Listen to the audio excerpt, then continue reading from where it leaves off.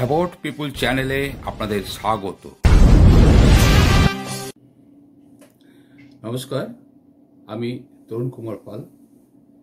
আশা করি আপনারা সবাই ভালো আছেন। আজকে যে বিষয়টি নিয়ে আলোচনা করতে চলেছি সে বিষয়টি হচ্ছে, প্রায়ই আমি একটা প্রশ্নের সম্মুখীন হই বহু পরিচিত জনের কাছ থেকে।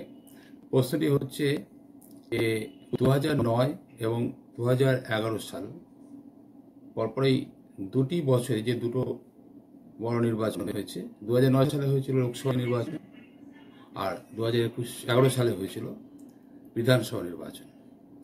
তো বলছে, তাদের কথা হচ্ছে যে 2009 এবং 2011 সালে কেন বামফ্রন্ট তথা সিপিএম আজকে যেভাবে ভোট প্রক্রিয়া চলে সেইভাবে কেন তারা ভোটটা করিয়ে নিল না। তো আমি তাদের প্রশ্নের উত্তরে বলি, ভোট তো করানো হয় না, ভোটটা হয়। ভোটটা করায় নির্বাচন কমিশন, ভারতের নির্বাচন কমিশন ভোটগুলো করায়, ভোট নির্বাচন পর্ব সম্পূর্ণ করে। কাজেই সেটা তাদের দায়িত্ব। তাদের পরবর্তী যুক্তি হচ্ছে যে যদি নির্বাচন কমিশন, আপনার কথা অনুযায়ী ধরে নিই যে নির্বাচন কমিশন এই ভোট প্রক্রিয়া পরিচালনা করে, তাহলে নির্বাচন কমিশন তো নিরপেক্ষ।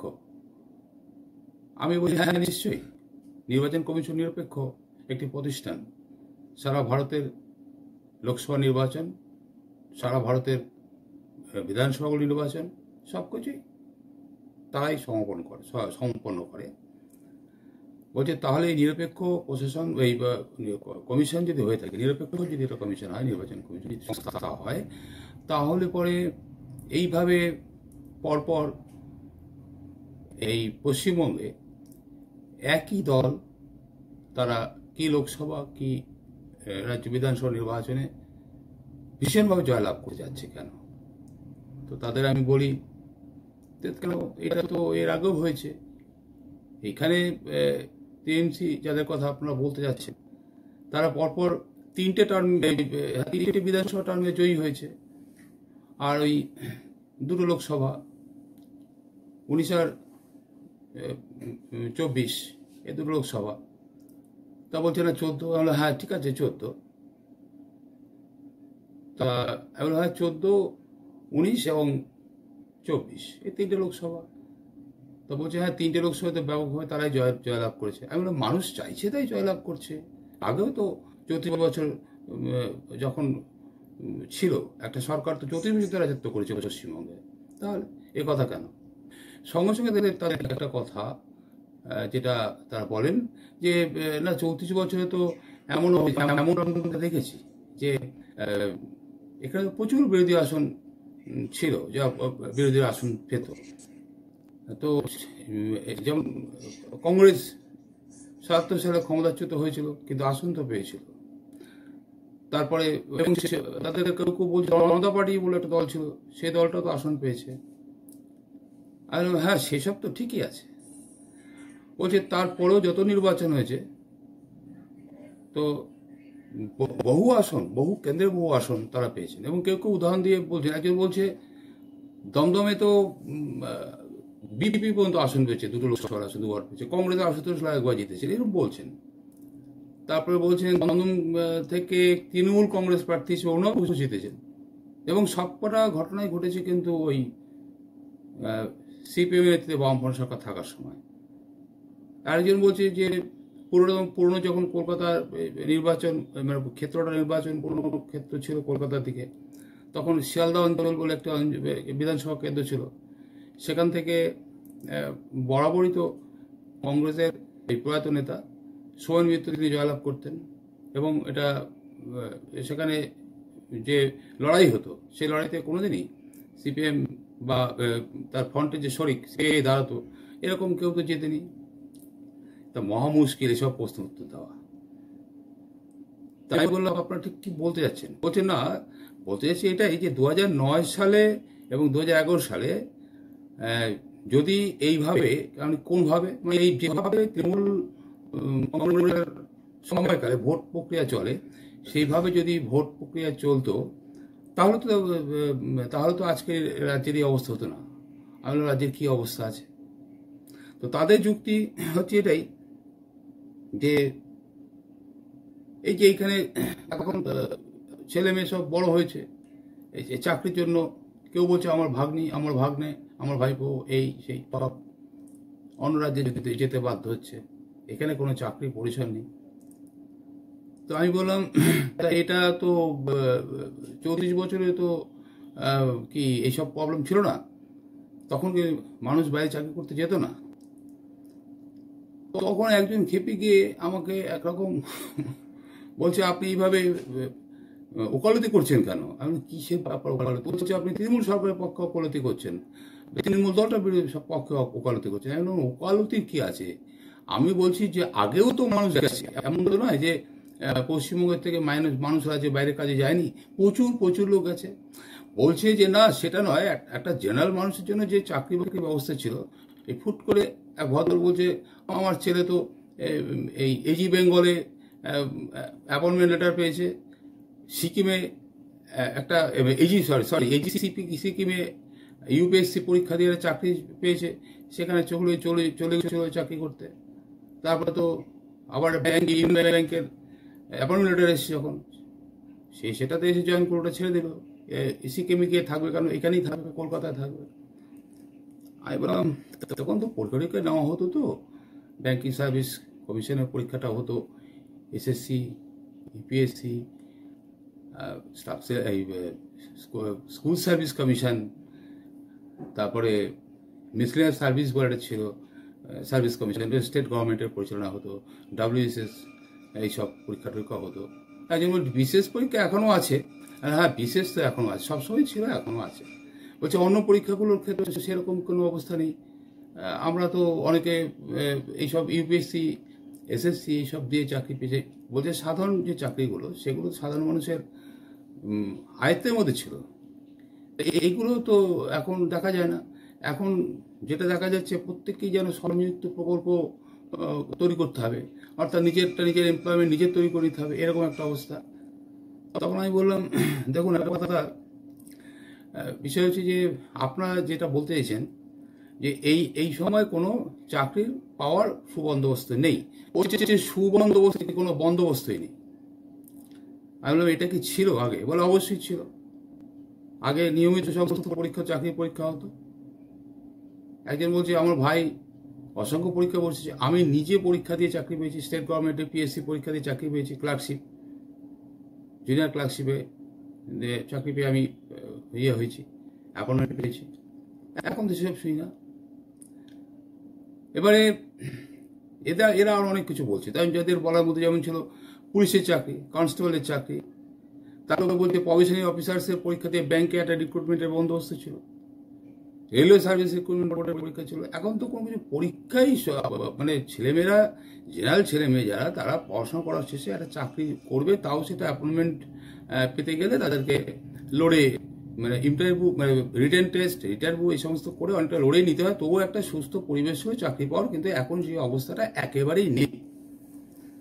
তাই বললাম তাহলে কি বলতে চাইছেন, তাহলে আপনাদের উদ্দেশ্যটা কি? বলছে যে না এই সরকারটা এসে তো লাভ হলো না। আমি বললাম লাভ হলো না বলছেন কি করে? এ তো ক্রমাগত জিতে চলেছে, আপনারাই বলছেন সমান জিতছে। বলে ওই জন্য আপনাকে বলছি যে কেন এই ধরনের এটা হচ্ছে, কেন সিপিএম বা বামফ্রন্ট কেন তারা আগে 2011, 2009 আজকের মতন ভোট প্রক্রিয়াতে অংশগ্রহণ করে ভোটটা নিজেদের ফেভারে করে নেয়নি, কেন করে নিচ্ছে না? আমি বললাম আপনারা যে কথা বলছেন তার মানে কি যে সিপিএম সরকার আর বামফ্রন্ট সরকার থাকলে কি ভালো হতো? বলে অবশ্যই ভালো হতো। আমি কি ভালো হতো? তখন তারা অনেক কথাই বললেন, সেসব বহুশ্রুত কথা, বহু চর্চিত কথা। আমি বললাম দেখুন সিপিএম এর ঘাড়ে, মানে সিপিএম কেন করলো না যেটা বলতে চাইছেন, ওই সময় কেন করলো না? সিপিএম যদি সেটা সেভাবে করতো কাজটা, এটা ঠিক আপনাদের যুক্তি অনুযায়ী, তাহলে পরে তৃণমূল কংগ্রেসের পক্ষে কেন কারো কোনো বিরোধী পক্ষেরই পশ্চিমবঙ্গে আসা সম্ভব ছিল না। কিন্তু কথা হচ্ছে সিপিএম তো এটা করতে পারে না, বলতে আমরা করতে পারে না, অসুবিধাটা কোথায়? আমি বললাম অসুবিধা যেভাবে বলছেন এটাকে আপনি ভালো চোখে দেখছেন?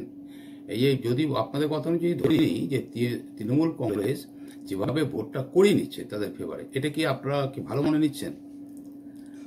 বলছে ভালো মনে তো নিচ্ছি না বলেই তো আমাদের ক্ষোভ রয়েছে, তাই তো বলছি। তাই বললাম যে তাই তো সিপিএমেরই একবার দায়িত্ব নিতে হবে কেন? সিপিএমকে তো সরিয়ে দিয়েছে রাজ্যের মানুষ, আপনারা তো কেউ করছিলেন বা থাকতেই পারেন, কিন্তু সিপিএম রাজ্যের মানুষ সরিয়ে দিয়েছে, সিপিএমকেই আবার ফিরে দায়িত্ব আসতে হবে, দায়িত্ব নিতে হবে, এটা এইরকম কেন বলছেন?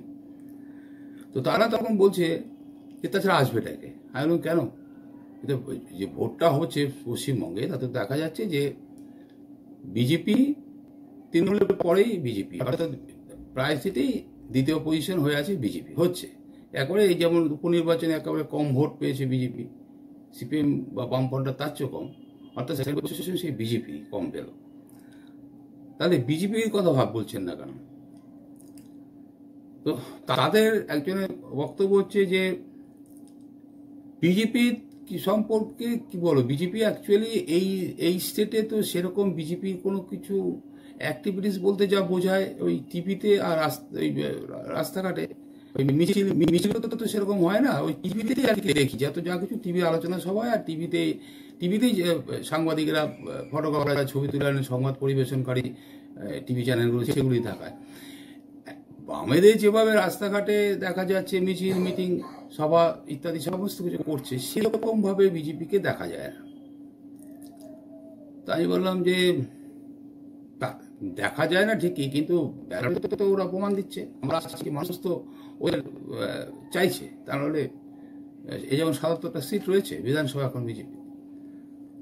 হ্যাঁ, একজন বেশ রেগে মেগেই বললো, দেখুন এই বিজেপির যে যারা করে এখানে দেখা যায় টিএমসি থেকে বিজেপি থেকে টিএমসি এই আনাগোনা চলে।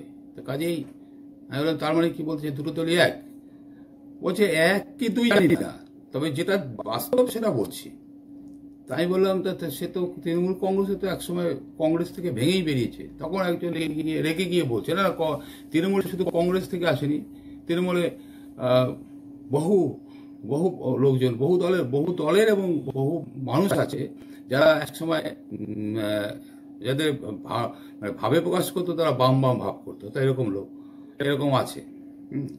আমি বললাম ভাবে প্রকাশ করতো বাম লোক, আচ্ছা তা ঠিক আছে, মানে অরিজিনাল বাম নয়? বলে না অরিজিনাল বাম বলতে কাদের বোঝেন? বলছে কেন আমরা এই যে সিপিএম বা বামফ্রন্ট এদেরকে, তাহলে কি করে বোঝেন এরা বাম? বোঝেন কি করে?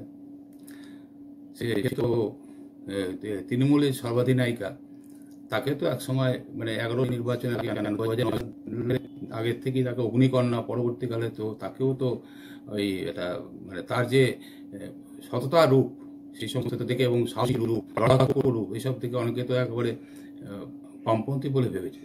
হুট করে একজন বললো হ্যাঁ ওনাকে বামপন্থী বলতে রাজি আছি, তাহলে লাল ঝান্ডা ধরুক। ওটাই শুধু বাকি আছে, নিলে কি হয়ে যাবে উনি? আরেকজন বলছে না তা কি করে হবে, সেটা হয় না। কেন হবে না? লাল ঝান্ডাটা ধরে নিলে হয়ে গেল। আপনাদের কথা আপনি যা বললেন, যে ব্যক্তি বললেন, তা একটা লাল ঝান্ডা ধরে নিলে তো তিনি বামপন্থী হয়ে গেলেন, অসুবিধাটা কোথায়?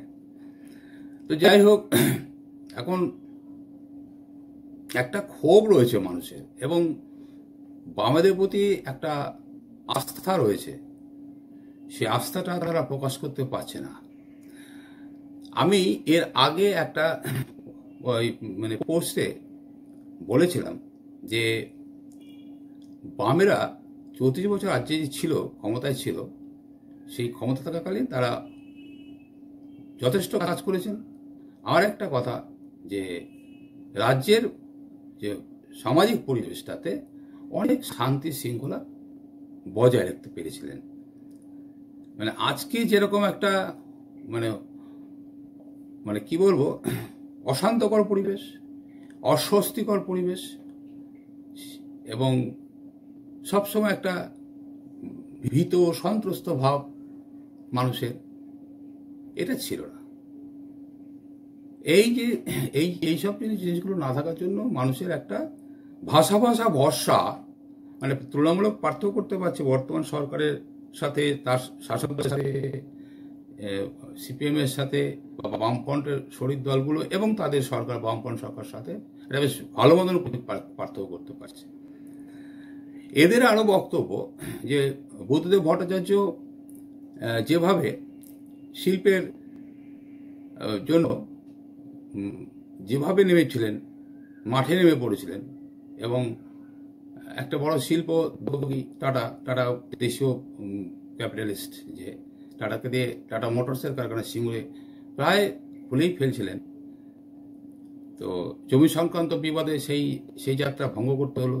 এখন টাটা কি নিজে ভালো অফার পেয়ে চলে গেল গুজরাটের সানন্দে, নাকি এখানকার অগ্নিকন্যার লোকেদের এবং অগ্নিকন্যার অত্যাধিক আন্দোলনের চাপে পড়ে তিনি একরকম হতাশ হয়ে ফিরে চলে গেলেন? সেটা তো যে যার মতন ভাবে ভাবলে ব্যাপারটা বুঝতে পারবেন। তবে এটুকুনি বলা যায়, কারখানাটা সিঙ্গুরে হয়নি, যে কোনো কারণে হয়নি, এবং প্রচণ্ড নেগেটিভ একটা আন্দোলন তো উঠেই ছিল। সেই নেগেটিভ আন্দোলন কোনো ব্যবসায়ীর পক্ষে, মানে পাড়ার মুদির দোকানদারও যদি তার ব্যবসা কেন্দ্রের সামনে রেগুলার ঝামেলা হয়, দোকানে ঝাঁপ ফেলে সে বাড়ি অন্য জায়গায় ব্যবসা করবে, তা তো করে কমে খেতে হবে বাবা। ব্যবসাটা তো সে এইভাবে নষ্ট করে দিতে পারে না। তো টাটাটা সেটাও হতে পারে, প্রচণ্ড নেগেটিভ আন্দোলন ছিল। তাহলে এই যে মানুষ বলতে পারছেন না, বামফ্রন্টের প্রতি বা বামফ্রন্ট সরকারের প্রতি একটা আস্থা ভরসা রয়েছে মানুষের, আসতে পারছে না বলে একটা আক্ষেপ আছে, এবং তারা তাদের কথা অনুযায়ী মরে যাচ্ছে, তারা ভোটটা দেওয়ার পরে ভোটটা তবু তারা পান না কেন? তাদের একরকম যুক্তি এরকমই, আমরা প্রচুর মানুষ ভোট দিই কিন্তু ভোট কাউন্টিংয়ের সময় ভোট পায় না। এখন এই প্রশ্নে জবাব কী দেওয়া যাবে?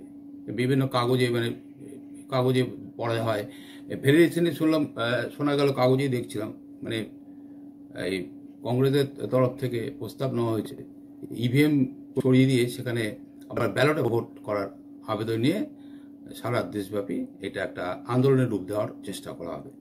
এখন কথা হচ্ছে যে, এবং এটা একটা সুপ্রিম কোর্টে মামলা উঠেছিল, কিষাম পাল মনে হয়, তিনি বোধহয় এই মামলাটা তুলেছিলেন ইভিএম সরিয়ে ব্যালটে ভোট করার জন্য। তো সেটা মামলাটা খারিজ হয়ে গেছে, কারণ নির্বাচন কমিশনের যে রকম যুক্তি ছিল, সেই যুক্তি ইত্যাদির কারণে মামলাটা দাঁড়ায়নি। তো কিন্তু না দাঁড়ালেও সেটা নিয়ে কংগ্রেস সারা দেশব্যাপী প্রচার করে বলে ঠিক করেছে। এখন ইভিএম সরিয়ে আজ হবে কি হবে না সেসব প্রসঙ্গ আলাদা, সে প্রসঙ্গে যাচ্ছিও না, কারণ সেটা নির্বাচন কমিশনের ব্যাপার, তারা ঠিক করবে। কিন্তু মানুষের যে আস্থাটা বামেদের প্রতি রয়ে গেছে, কিন্তু তারা বলতে পারছেন না, গড়গড় করে বলে দিচ্ছেন। মানে যেগুলো তারা বলছেন, ওই মানুষজন, পরিচিত মানুষজন যেগুলো তারা বলছেন, সেগুলো খুব ইন্টারেস্টিং, তারা এইগুলো বলতে পারছেন, ওয়ারাস মানে একদম হিসেব দিয়ে বলছেন। আমাকে একজন, তাদের আমার সাথে হোয়াটসঅ্যাপ ফ্রেন্ড রয়েছে, তাদের একজন বলছেন যে পশ্চিমবাংলার শিক্ষা, চাকরি এবং চিকিৎসা ব্যবস্থা লিখেছেন আবার তিনি, সেই জন্যই পড়ছি যে চাকরি ও চিকিৎসা, মানে পশ্চিমবাংলার শিক্ষা, চাকরি, চিকিৎসা ব্যবস্থা শেষ করে সকল ভোটারকে টাকা দিয়ে তাদের ভোট কেনার ব্যবস্থা করে রেখেছে। কারা? বলছে টিএমসি, তৃণমূল কংগ্রেস। না বিজেপি তো আছে, আমি বলি বিজেপি নেই? বিজেপি কি টাকার অভাব আছে? সকল নতুন ভোটারদের প্রথমে নাম্বার করে লিখেছে, 1 নম্বরে লিখেছে সকল নতুন ভোটারদের জন্য সিভিক ভলেন্টিয়ার অ্যাপয়েন্টমেন্ট করা হয়। বছরে 36,000 টাকা প্রথম শুরুতে ছিল, মানে 3 বারং 36,000 করে মাসে। বর্তমানে প্রায় 1 লক্ষ টাকা হয়ে গেছে এক একজনের পিছনে খরচা। তো এখানে একটা স্বাভাবিক কথা, 1.5 লক্ষের উপরে কনস্টেবলের পদ খালি রয়েছে রাজ্য সরকারি পদে। এর চাকরি করে এই পদগুলোর পরীক্ষা নিতে তো পারে, তাহলে তো সিভিক ভলেন্টিয়ার দরকার পড়ে না। হ্যাঁ, সিভিক ভলেন্টিয়ার নিয়ে তো কোর্টে তো এগুলোকে ঠিক মান্যতা দিচ্ছে না। তো কথা হচ্ছে যে 1.5 লক্ষ কর্তৃপক্ষের মতো যে কনস্টেবল এদের নিয়োগ করলে তো সমস্যাটা মেটে। সরকার, রাজ্য সরকার সেটা করতে পারে, কারণ করছে না কেন? করছে না একটাই, সেটা হচ্ছে স্থায়ী কর্মী, প্রচুর টাকা লাগবে। স্থায়ী কর্মী হয়ে যাওয়ার তাকে প্রচুর মাইনে দিতে হবে, একজনের পিছনে অনেক টাকা লাগবে, তারপর তাদের পেনশন, প্রভিডেন্ট ফান্ড, গ্র্যাচুইটি সব মিলে পরে আবার একটা বিশাল কিছু, মানে স্থায়ী পদ করা মানেই সরকারের কোটি কোটি টাকা খরচা। তার চেয়ে এই 5, 6, 9, 10-এর মধ্যে দিয়ে কত লোককে রাখা যাচ্ছে? আচ্ছা, এদের আরো বক্তব্য আছে। বলছে যে 18 বছরের সকল ছাত্রছাত্রীদের সাইকেল দেওয়া হচ্ছে। সাইকেলটা তো এটা ঠিকই, সাইকেল লেফটেন্যান্ট গভর্নমেন্টের আমলেই শুরু হয়েছে সাইকেল দেওয়া। তবে প্রথম নবম শ্রেণীর জন্য এবং মেয়েদের, প্রান্তিক গ্রাম বা দূর গ্রামের যারা থাকতো তাদের অনেকটা পথ অতিক্রম, কয়েক কিলোমিটার পথ অতিক্রম করে স্কুলে আসতে হতো, সেই জন্য সেই ব্যবস্থা করেছে। তারপর তো বাম সরকার স্কুল করে দিয়েছে। এটা তো অস্থায়ী সমাধান ছিল, স্থায়ী সমাধান অনেক স্কুল করে দিয়েছে, যার ফলে সেই দূরের মানুষকে, বাচ্চাদেরকে আর সেই সব সাইকেল চালিয়ে আসতে হতো না। তাই জন্যই একটা নবম শ্রেণী পর্যন্ত ছিল, তারপরে ধাপে ধাপে আরও বাড়াবে বলেছিল, তারপরে আর সেটা বোধহয় সমপর হয়ে ওঠেনি। তাদের তো পতন হয়েছে 11 সালে। পরে আবার এটাকেই ওই সবুজ সাথী বলে সম্ভবত নাম টাম দিয়ে এইসব সাইকেল দেওয়া শুরু করেছে, এবং সবাইকে সাইকেল দেওয়ার মধ্যে সবার কিন্তু কাজে লাগে না সেই সাইকেলগুলো। আচ্ছা, আরও কিছু বলছে যে মেয়েদের বিয়ের জন্য এককালীন 25,000 টাকা দেওয়া হয়। কথা এখানে ঠিক লেখা হয়নি, সেটা হচ্ছে 18 বছর আগে যদি কোনো মেয়ে বিয়ে না করে, পড়াশোনা করে যায়, তো তাদেরই দেওয়া হয়। সব মেয়েকেই দেয় না, যারা দেয়। তবে এখন অবশ্য এই 18 বছর পরেই বিয়ের এটা বেশি। এই প্রকল্পে টাকা পায়, এটা আমার পরিচিত মেয়েরা পেয়েছে ইত্যাদি আমি জানি। আচ্ছা, আরও একটা বলছে যে সকলের চিকিৎসার জন্য বছরে 5 লাখ টাকার স্বাস্থ্য বিমা প্রকল্প। এই প্রকল্পে কত লোক কীভাবে উপকৃত হচ্ছেন আমি জানি না, হয়তো হচ্ছেন। আচ্ছা, আরেকটা বলছেন যে পুরোহিত ভাতা আর ইমাম ভাতা, মানে ইমামদের, পুরোহিতদের জন্য বছরে 12,000 টাকা দেওয়া হয়। আচ্ছা, বছরে এই যে এবং আরও একটা কথা বলছে যে আরেকটা পয়েন্ট, সেটা হচ্ছে লক্ষ্মীর ভাণ্ডার। বলছে এটা প্রথম দিকে যা ছিল ওই 500 করে, সেটা 1000 করা হয়েছে। এসসি এসটিদের জন্য পরিমাণটা আরও 500 বেশি, অর্থাৎ 1500 টাকা, ওদের জন্য 1500, আর বাদ বাকি জন্য 1000 টাকা ইত্যাদি। আরেকটা বলছে যে নতুন মহিলা ভোটার যখনই হচ্ছে, তাদের ওই সবুজ সাথী, আমার মনে হয় এই সাইকেল কথাটাই বলতে চাইছে, সবুজ সাথী একটা আছে, কিছু প্রকল্প দিচ্ছে, এবং এতেও নাকি বছরে 36,000 টাকা প্রথমে ছিল, এখন বেড়েছে, আরও বেড়েছে। আচ্ছা, বৃদ্ধ বয়সে বৃদ্ধ ভাতা, এটা বিরোধিতা করার কিছু নেই, এটা তো থাকা ঠিক, বৃদ্ধ ভাতা দেওয়া এগুলো, এবং সেক্ষেত্রে 12,000 টাকা। আসলে এদের মূল বক্তব্য হচ্ছে কি,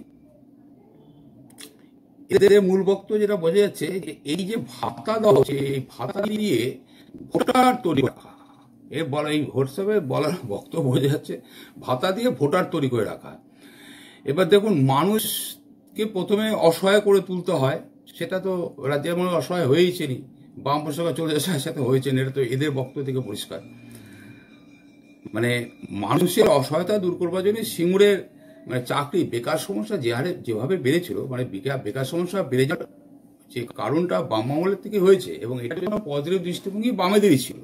পজিটিভ দৃষ্টিভঙ্গি, পজিটিভ কাজের জন্যই বেকারটা বেড়েছে। যেমন আমি একটা উদাহরণ দিই, যে গ্রামে আমি এর আগের দিন বলছিলাম যে যে সমস্ত গরিব মানুষ, আগে যেটা দেখতাম, গরিব মানুষ, গ্রামের গরিব মানুষ, কাজবাজ ছিল না, তো বাম সরকার আসবার আগে তো কাজবাজ সেরকম ছিল না। আর তারপরে মহাজনী প্রথা ছিল, যোদ্ধাদের হাতে জমি টমি ছিল ম্যাক্সিমাম।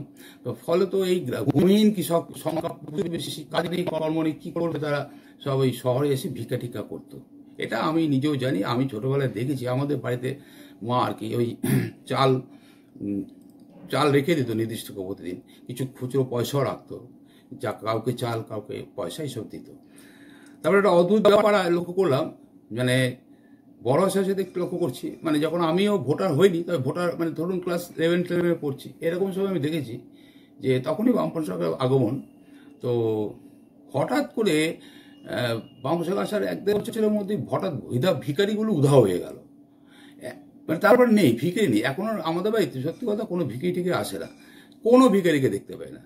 আগে যেটা প্রতিদিন নিয়ম করে অনেক ভিখারি আসতো, এবং মা একটা পরিমাণ চাল বাইরে রেখে দিত, বাইরে মানে ঘরের সামনে রেখে দিত, ওরা আসলে হয় চাল অথবা পয়সা দেওয়া হতো।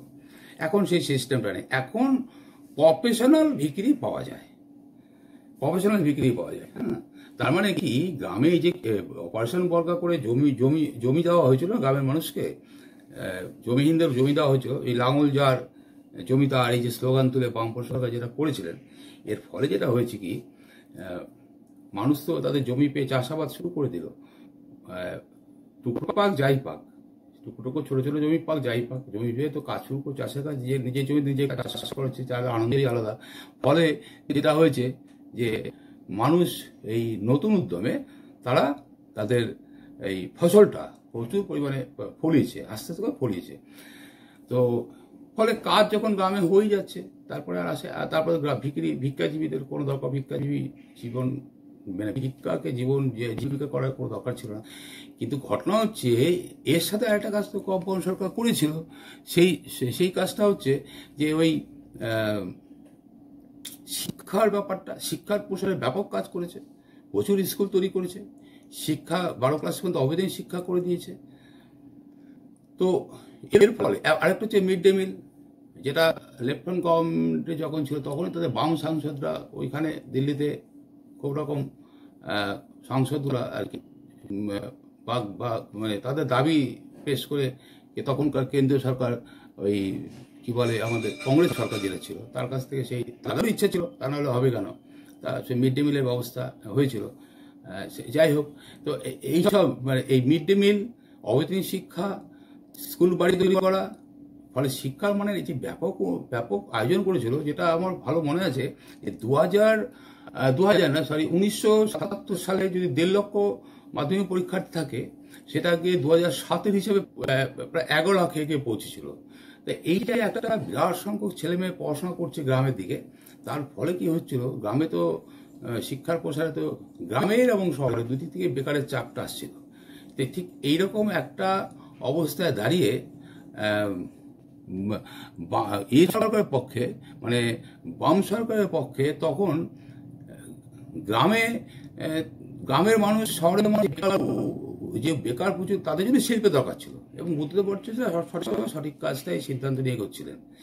যদিও সরকারটা 77 সালে প্রতিষ্ঠা হয়েছিল, তারপরে 1991 সাল পর্যন্ত শিল্পের যে লাইসেন্সিং প্রথা আনার জন্যই জ্যোতিবাবুদের প্রচুর পরিশ্রম করতে হয়েছে 91 সাল পর্যন্ত। তার মাত্র নীতি এক ছিল না, সারা ভারত এক ছিল না, আলাদা ভিন্ন ভিন্ন রকম ছিল, যার ফলে এখানে শিল্প বাণিজ্য করতে লোক পাওয়া যেত না। 91 সালে জ্যোতিবাবু, আমার মনে আছে, এবং অন্যান্য অনেক বহু রাজ্যের কংগ্রেসি সরকারের মুখ্যমন্ত্রীদের একত্রিত করে একটা সংগঠন তৈরি করে, মুখ্যমন্ত্রী বিরোধী সংগঠন তৈরি করে, তারা রাজ্যের হাতে অধিক ক্ষমতা দিতে হবে, তারপরে বাণিজ্যের ক্ষেত্রে লাইসেন্সিং প্রথাটাকে এক মাসু সমীকরণ নীতি করতে হবে, এই সমস্ত দাবি টাবি তুলে তারা এইগুলো এনেছিলেন। ফলে 77 আসার পর 91-92 পর্যন্ত এই সিস্টেমটাকে চালু করতে সময় লেগে গেছে। তার পরবর্তীকালে যে সময় থেকে তারপরে শিল্পপতিদের আনবার জন্য উদ্যোগটা বামপন্থী সরকার শুরু করেছিল। অ্যাকচুয়ালি 2006 থেকে জেতার পর থেকে একদম পূর্ণোদ্যমে শুরু হয়েছিল শিল্পপতিদের একেবারে সরাসরি মানে তাদের আহ্বান জানিয়ে শিল্প স্থাপন করা। এবং টাটা মোটরস হচ্ছে প্রথম একজন বড় শিল্পপতি, যে পশ্চিমবঙ্গে এসেছিলেন মোটর গাড়ি নির্মাণ করতে। তার ইচ্ছা ছিল ওই ঝাড়খণ্ডে যেমন ওই যে টাটা আছে, জামশেদজির যে টাটার যে স্টিল ফ্যাক্টরি, সেরকম একটা টাটানগর, আরেকটি দ্বিতীয় টাটানগর যা সিঙ্গুরে হওয়ার সম্ভাবনা ছিল। এবং বুদ্ধদেব ভট্টাচার্য প্রায়ই বলতেন যে এই টাটা মোটরসের গাড়ি আসার সাথে অ্যান্সিলারিজ, অর্থাৎ ছোট ছোট অনেক মাঝারি ছোট শিল্প প্রচুর আসবে, এবং প্রচুর লোকের চাকরি বাকরি হবে। এবং তিনি এটাও বলেছিলেন, শুধু তাই না, সেই মানুষদের থাকবার জায়গা, তাদের খাওয়ার বন্দোবস্ত, এতগুলো লোক যা কাজবাজ করবে, এবং মানে সেটাকে কেন্দ্র করে আরও অনেক গাড়ি ঘোড়া, সব কিছু গাড়ি ঘোড়া লাগবে, যানবাহন লাগবে তাদের চলাচলের জন্য, মানে সব মিলে একটা বিশাল কর্মজগৎ। এবং টাটারা সত্যি কথা পশ্চিমবঙ্গে আসতে পারলে তার দেখা দেখি অনেক শিল্পপতিরা তারাও সবাই আসতেন। কিন্তু তার গোড়াগড়েই তো জল ঢেলে দেওয়া হলো। হ্যাঁ, এখন যেখান থেকে কথা খেয়ে যাচ্ছে, যেখান থেকে কথা বলা হচ্ছে যে মানে এই যে বেকার বাড়ছিল, এই বেকারদের কর্মসংস্থানের জন্যই শিল্প আনার দরকার, বুদ্ধদেববাবুরা ঠিকই ভেবেছিলেন। ঠিক এই জায়গায় এসে তারপর তারা করতে পারলেন না। এখন কথা হচ্ছে এটা হচ্ছে পজিটিভ দিক। তারপরে ধরুন শিক্ষাক্ষেত্রে আগেটা বললাম পজিটিভ দিক, তার মানে এই পজিটিভ দিকটা অর্থাৎ রাজ্যের মানুষের শিক্ষার হার বাড়ানো, কর্মোদ্যোগী করে তোলা, এই সমস্ত ব্যাপারটা বামপন্থী সরকার করেই ছিল, দরকার ছিল। এটা মানছি। এই যা মানুষগুলো বলতে পারছেন না, তারা বলছেন যা হচ্ছে এইভাবে ভোট নয়, সিপিএম আসলে ভালো হয়। আর কেন ভালো হয়, অর্থাৎ এই যে বিষয়গুলোর প্রচারটা নেই। তারা বলছেন মানে আজকে তো অনেক ভালো ছিলাম, কিন্তু বলতে পারছে না কিরম কেমন ভালো ছিলেন, কেন ভালো ছিলেন, কি ভালো, এইগুলো প্রচার হয়নি।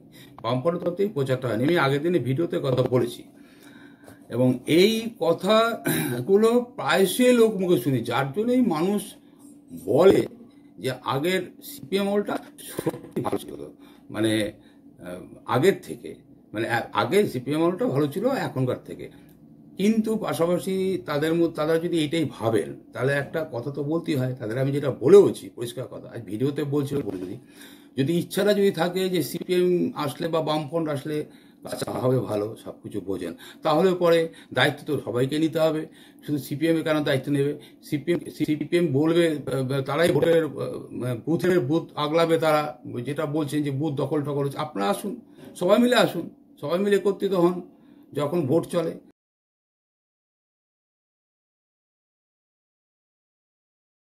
আর ভোটটা কি, ভোট শুধু দিলেই তো হবে না।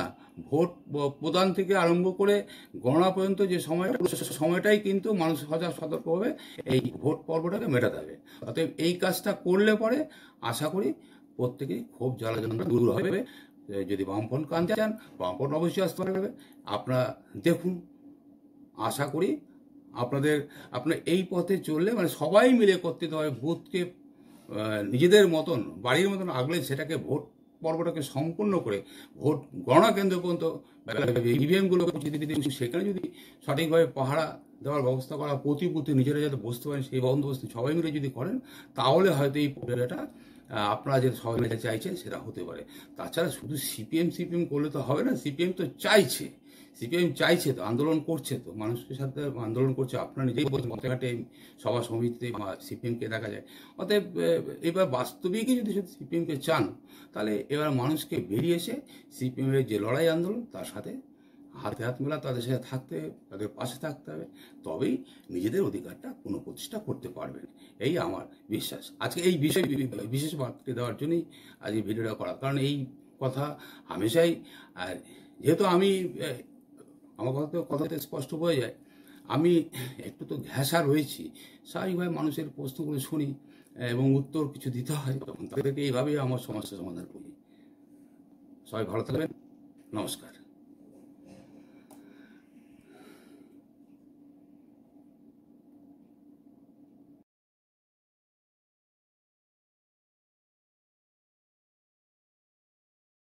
যদি পোস্টটি ভালো লাগে, লাইক, কমেন্টস, শেয়ার করবেন আর সাবস্ক্রাইব করে আমাকে এগিয়ে চলতে উৎসাহিত করবেন।